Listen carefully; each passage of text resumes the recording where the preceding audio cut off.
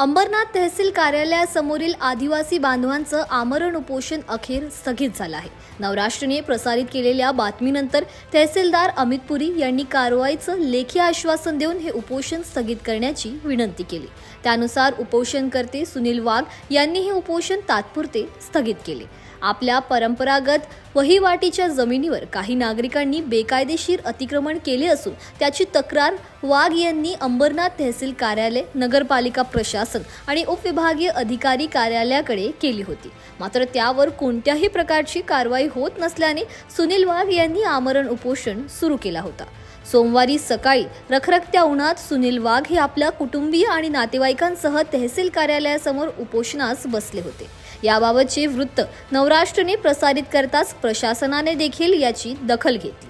अखेर सायंकाळी नायब तहसीलदार किरण सिंग पाटील यांनी कारवाई करण्याचं लेखी आश्वासन वाघ यांना दिलं।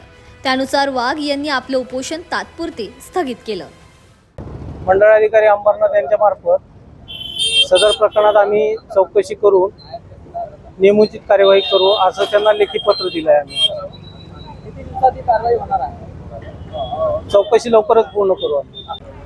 त्यांनी आम्हाला लेखी स्वरूपाची आश्वासन दिलेलं आहे की आम्ही येत्या काळामध्ये जागेवरील चौकशी करून संदर्भात अतिक्रमण तोडू असं लेखी आश्वासन तहसीलदार साहेबांनी आम्हाला दिलेलं आहे या ठिकाणी। त्यामुळे आम्ही तात्पुरतं उपोषण आमचं मागे घेत आहोत।